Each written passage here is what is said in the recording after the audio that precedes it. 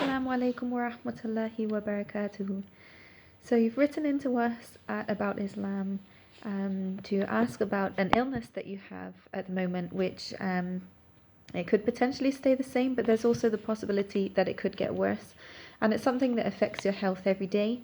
But right now your concern is that you want to get married and you have disclosed your illness to some extent to your potential suitor. But you're concerned about divulging everything to him in case he judges you for this and maybe things won't work out. But at the same time, you're 34 and you're thinking that, time is running out at this point. So first of all, I want to empathize with you from a personal perspective, and I want to advise you from a personal perspective as well as a professional perspective, because I too also have an autoimmune illness as well, that could potentially stay the same, or it could also get worse as well. So I have an understanding of what you might be going through from a personal perspective as well, and I kind of like to advise you from the things that I've learned as well, having gone through a similar situation as well as giving you the advice from a professional perspective as well. So it might be that it's different illnesses, but the consequences ultimately are the same. It's an illness that could stay the same. It's something that could get worse. And adjustment to this kind of illness can take some time, many, many years. I know you've been diagnosed some 11 years now, but the consequences of this are ongoing as well. So I know that this can take time as well, and this process of adjustment can take a long time. And you'll dip in and out of feeling good about it and feeling bad about it as well. But ultimately, it gives you a new lens through which you can view your life as well. And this can be a positive thing as well. Often we can get caught in this negative trap of thinking of all the negative things, how things can go wrong along the lines as well. But we also need to see that we can also view things from a more positive view as well.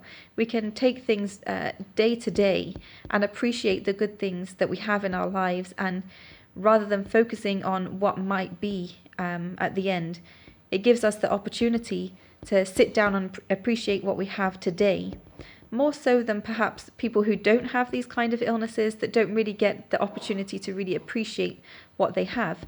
When you have an illness like this, it gives you that opportunity to really sit down and appreciate what you have on a day-to-day basis, because you never know what's going to come tomorrow. So people who don't have this otherwise might not appreciate life in the same way that people who have an illness that could affect their lives negatively in the future might have as well. But certainly this uncertainty is difficult to deal with, and that's the same with anything in life. Uncertainty is known in psychological literature to be a major cause of difficulties in people's lives. But having this illness can give you this opportunity to focus on today, to focus on the here and now. And that's the thing. You need to focus on what's going on today and how you can make things good for yourself today, rather than looking back at what you had or looking forward to what might potentially go wrong in the future. So this is really the key, is to focus on the here and now, to focus on what you can do today.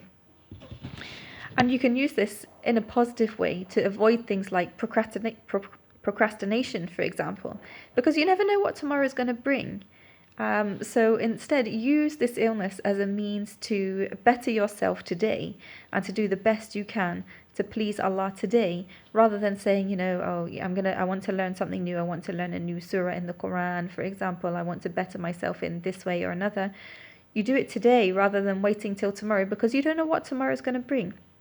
And we can apply this generally to everybody. Everybody goes through this when, the hereafter is uncertain for all of us. We don't know if the deeds that we've done are good enough to grant us entry to Jannah, or whether Allah is not going to look favorably on them.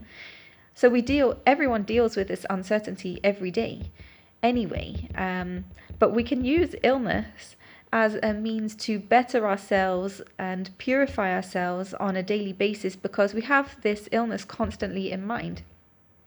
And instead of using the illness as a means to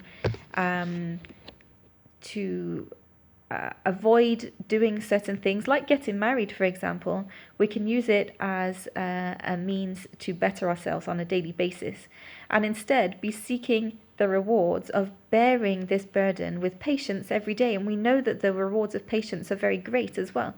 And having an illness automatically gives you the chance to earn that reward on a daily basis. And we know that enduring illnesses or any burdens in one's life can be used as an expiation of sins as well. So there are so many benefits to having such an illness as well.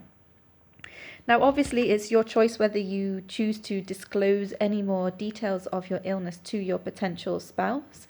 But obviously, one good thing about disclosing it to him is that you know that if you disclose it to him, the full details of it, if he chooses to marry you, then he's choosing to marry you for who you are, and he's not judging you based on your illness. So do keep that in mind when you're choosing whether to disclose it to him or not. Ultimately, you might have to anyway. And if you want to open up about this from the beginning, then you can know that the spouse that you're going to choose is going to be a good one for you if he chooses to go ahead with the marriage, because he's judging you for who you are and not your illness.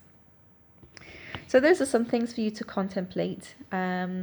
May Allah grant you ease in your difficult situation and ease the burden of your illness. And may He grant you a righteous spouse from Jannah who will be the coolness of your eyes in this life and the next. Ameen.